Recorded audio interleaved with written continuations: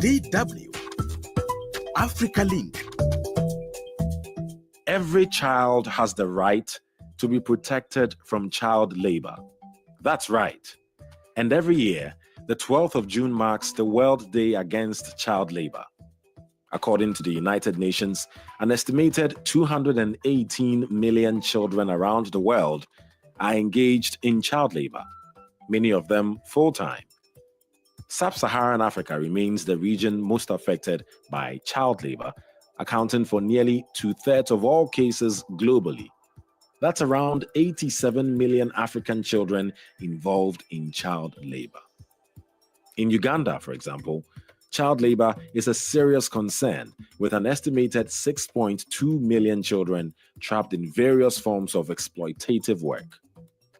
So what's driving millions of kids into child labor, and how can they be saved? That's what's coming up.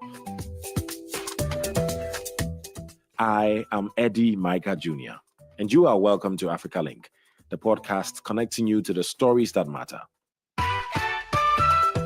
Africa Link, every weekday here on DW. The number of children engaged in child labor in Uganda has increased significantly from 14% in 2016 to nearly 40% in 2021. That involves millions of children aged 5 to 17. Child rights advocates warn that child labor is not just a human rights issue, but also a development crisis. To help me break it down, I'd like to bring in my colleague Frank Yiga, a DW correspondent in Kampala, Uganda. Hello, Frank. It's great to have you on board. What's not good, though, is the child labor situation in Uganda. How bad is it? We have, we call them house helps. Some people call them maids. There's no program or strategy in place to find how many are working in homes as house helps. And most of them are as young as 14, 15, because many Ugandans prefer that young age to work as house helps than the older persons. So we have no specific figure about that category of people. That's why analysts believe the figure could be about even over 40% of them in the labor force. That would be a lot, because already current estimates suggest around 6.2 million children in Uganda trapped in child labor. And from what you're saying, that number could be the least of it. It could be even more. It could be more. Telling you, Eddie, within my circles here, I have friends who have house help. Out of 10, 8 of them have girls below 18 years because they prefer those. And those girls are brought by their relatives, their parents consented to them working, because when they work, they send a token back home. So that's how bad it is. That's only in urban places mainly. But when you talk of to hazardous work, like in mines, in motor garages and other places, it's also really so high. The number is big. Right. And when we talk about kids being used as tools, as bad as that sounds, what are the most common jobs that kids are involved in, and who are more the victims? We're talking more girls, more boys, I guess, depending on the kind of job. Tell us more. Okay, let me begin with urban here in Kampala. Girls are more because they are vulnerable by nature. And a simple example, we've done many reports, even DW, about street kids. Now, we have these street kids begging on streets. It's not just because they are begging to survive. They have managers, they have their relatives, they have some coordinators who send them to beg for money, and then they return the money back to them. So they are given a target that each one of you has to raise such an amount. And by the end of the day, you have to give a report on how much they earn. So this is how serious it is. Like I mentioned earlier, in the urban, we also have girls who work in chores. The house helps. That is also unaccounted for. There are quite many. When you go to motor garages in the city here, you'll find at least a child, working in those garages to do errands around the place. When you go to car washing bays, like we call them here, you also find children there as young as 7 or even 10, 12, doing errands there. At the end of the day, they give them a token. The reason why they have them in such places is because, like I said, they are vulnerable, they are easily exploited, and they're obedient and submissive. I mean, that just sounds almost like slavery to me, because in most cases, it's not the will of the child to be involved in child labor. I mean, more often than not, they're being forced into it, right? So tell us more about the circumstances that force children in such situations. Well, high poverty levels. As long as there's poverty in Uganda, we'll continue seeing such a situation, because most Ugandans, it's on record, live below the poverty line. And also dropout rates in schools. Some children drop out of school still due to poverty and other related reasons like early marriages, and stuff like that. So we find them still being embroiled in child labor. So such reasons given by experts are the ones that mainly lead these children into child labor. Poverty mainly, that's the key reason why they're involved in this. Right. And I'm assuming, I mean, this is not breaking news. Authorities know about this. The government knows about this. First, tell us, are there laws in Uganda that protect minors from exploitation? I'll probably even answer that for you. I'm sure it's a big yes, but clearly these laws are not protecting the kids enough, are they? Yeah, they're not protecting the kids enough as they should be. We have the Children's Amendment Act, which among other crucial sections prohibits child exploitation, meaning that it's legal to employ a child in activities from which other people derive benefits, such as child trafficking, child prostitution, and so many others. This act also looks at child neglect in the sense of failure to provide for the basic physical, emotional, and also development needs of the child. We also have the Prevention of Trafficking in Persons Act. Now, this act also has some sections that protect children. It criminalizes sex trafficking and labor trafficking. This law particularly makes child trafficking an aggravated offense punishable by death or spending a long time in prison. And we also have what we call the National Children's Authority that was got from the Children's Act. Now, this National Children's Authority is mandated to coordinate, monitors, and also evaluate policies on children's rights. And the police, if you look at according to the police law, each police station has to have a unit, and that's the Children and Family Unit. When I talked to some of the police officers, they clearly told me that it is one of the busiest units, especially those in rural areas, because they keep receiving cases related to child abuse, child neglect, and stuff like that. So much as we have the laws and policies in place, still it seems there are gaps. It's not enough to cut down these rates of child abuse. Which is indeed a problem. And so in many cases, civil society groups and generally everybody tries to engage in ending such practices. In this case, talking about child labor. What are civil society groups doing to really try to deal with this?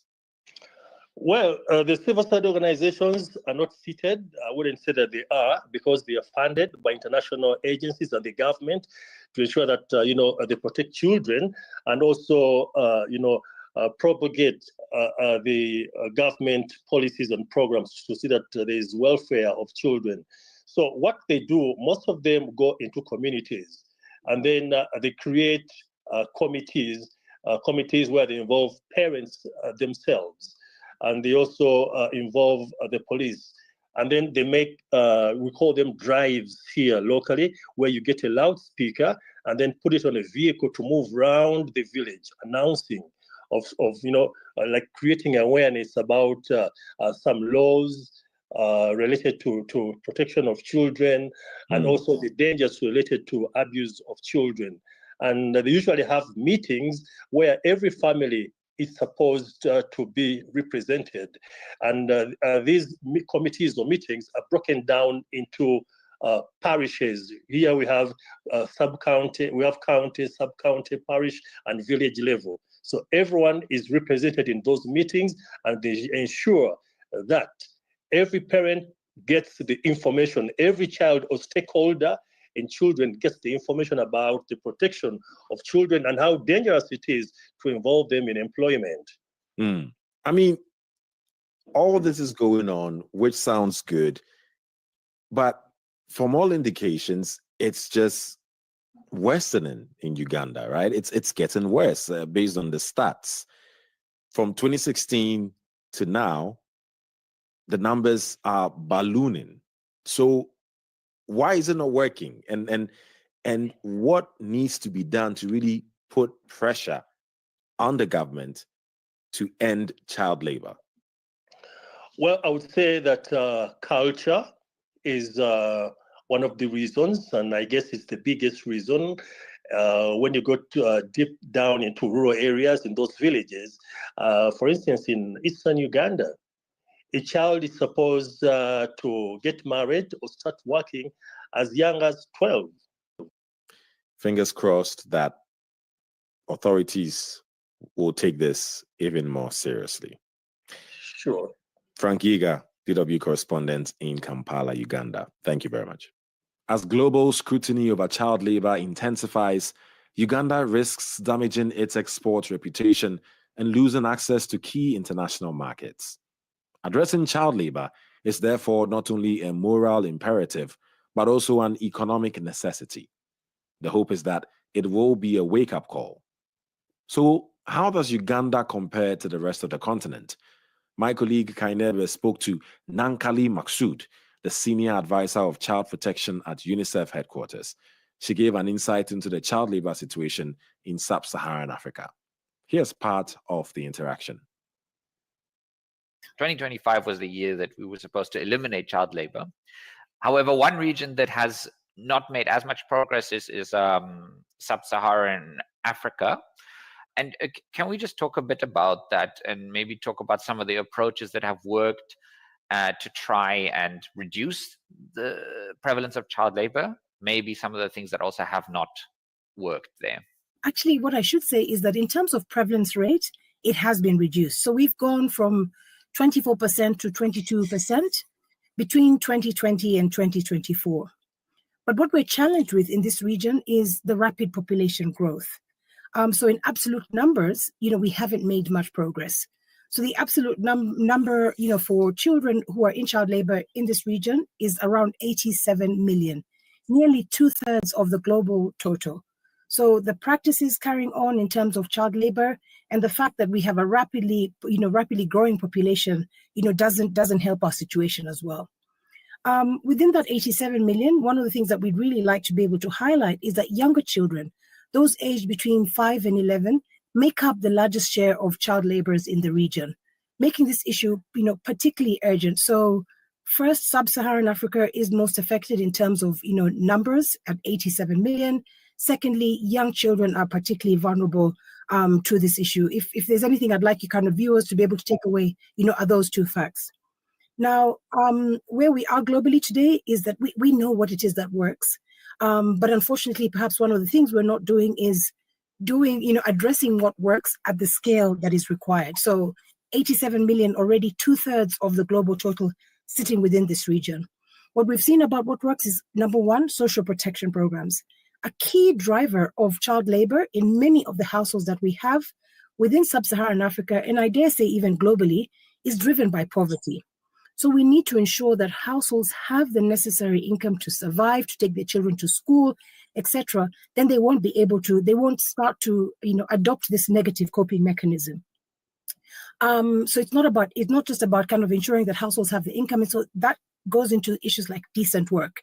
If we are living in a situation where adults or parents in households have access to decent work, and that includes the right wages, they won't be making this type of choices.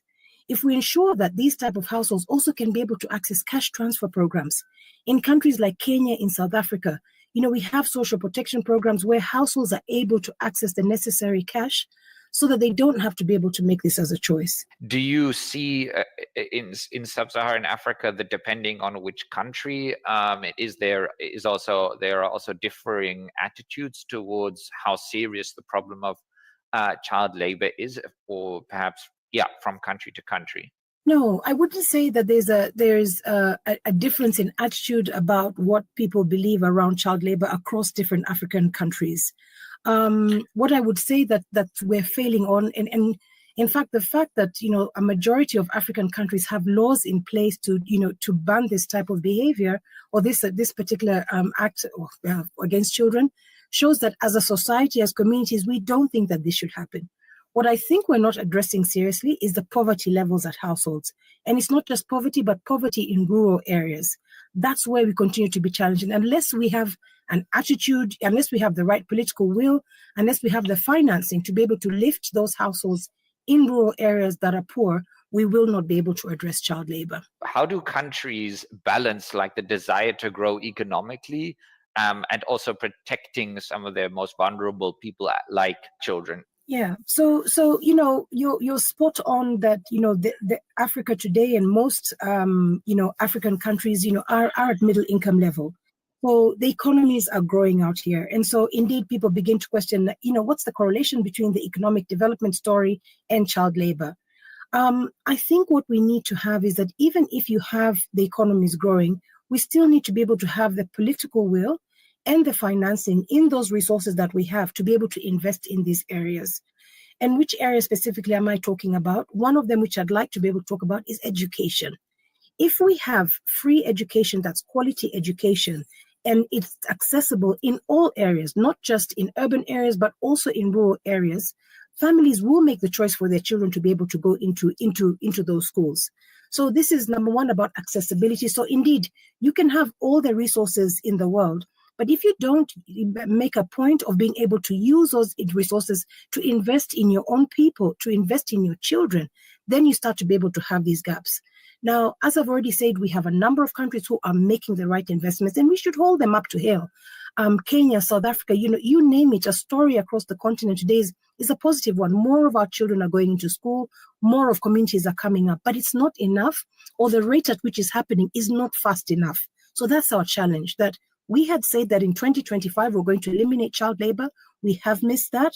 We now have another 5 years to, meet the target by 2030. And it is possible if, especially lined up to your point that if economies are growing, countries have the resources, they need to be able to make the right choices for their children. Nankali, is this a question of laws and them not being strict enough? I mean, for example, if there were laws in countries that said that if there were stricter laws against child labor, or if some foreign company, for instance, was mining something and it was found that there was, child labor involved in that, and there was stricter punishments for this, do you think that would solve the problem? Majority of our countries have laws in place today. Our challenge is on, as you said, implementation. So we have weak enforcement. In order for us to be able to implement those laws, we need to put the financing behind it. We need to put the systems behind it. And in many, many situations, we're missing that. And especially in the informal sectors, it's like agriculture. So indeed, in those type of environments, we need to be able to enforce these laws. We need to be able to apply these laws. We need to put the financing behind those laws. One of the big stories that we face is that, the ministries that are responsible for issues like child labor, you'll find most of the time have the smallest budget lines. And so if we're serious about this, we need to be able to increase, those budget levels for them, and then be able to actually enforce that so that we ensure that the practice does come to an end. Laws are important, but I do want to highlight addressing poverty would probably be, for me, number one. You have mentioned a few challenges here that are probably not going to go away, and that we're not going to solve the issue of poverty in the next 5 years, or maybe generations after that. But what has happened perhaps in the last 5 or 6 years that you have observed that actually gives you cause for optimism, a sense that, you know, we are actually moving in the right direction, even if it is slow? So for me, over the last 5 years, I would say, you know, I've been critical of the laws and enforcement, but the fact that you have laws in place, it makes a statement from a community, at a community level, as a society, that we think something is unacceptable. So the fact that majority of our countries have laws in place, it also ensures that rights holders have something that they can claim against. Because if you don't even have a law in place, there's nothing that you can hold, you know, anyone to account for. That's number one. Number two, for me, is also increased access to education, and particularly for girls. We're not at 100%. We still need to do a lot more, but we have a lot more of our children being able to go into school. Number three, for me, is also what you've raised about economic development. You know, across many of the countries within sub-Saharan Africa today, we're seeing them really shift upwards in terms of their economic development. And again, there's a story to tell that if you have a society that's improving, what you need to do, of course, is to ensure that everybody comes up, including those who are in rural areas. But the fact that you have that economic development, for me, those three factors really are working us towards progress, but we just need to do it at a greater scale and faster. Okay, and the last thing I want to address before I let you go, the issue of hazardous work. Now, this might be a bit tricky because, you know, hazardous work can take many forms, right? From trafficking to underground mining to working in certain sectors of agriculture and that type of thing. What kind of concrete steps, like, could sub-Saharan African countries take? And I know that's a big, because sub-Saharan Africa is a large area, and some are doing it better than others, I guess. But what are some steps that they could take to really try and at least make sure that children are not working in very hazardous types of work? I think maybe, I mean, first of all, I wanted, I'm not saying this because, you know, you are part of the media. I think the media have really played an excellent role within sub-Saharan Africa, maybe not in all the countries, but in general, in terms of highlighting the issue. We need people within the communities who are able to highlight that there is a form of hazardous labor that's taking place here, you know, that children are involved in. So the more we bring this to the fore, the better in terms of awakening the society and ensuring that, you know, government institutions which are supposed to respond can be able to respond to that. So that continuous awareness, the continuous part about bringing those stories and that information to the community, I think is really important. And things like this report are also a part of that.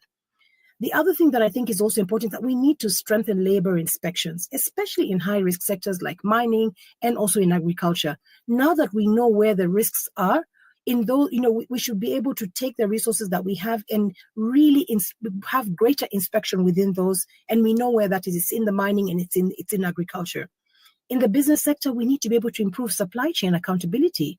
And then, you know, most important, of course, is just providing alternatives for child labor. If we're able, again, to go back, and I'm sorry if I sound like I'm just repeating this, but let's address poverty at household level. It will take away all these challenges. People are trying to survive, families are trying to survive, and they're making choices not because they're bad people, but because they're trying to survive. And if we give them a way out of that, maybe this won't be a solution that they pick on. That was my colleague Kainebe speaking to Nankali Maksud, the Senior Advisor, Child Protection at UNICEF Headquarters.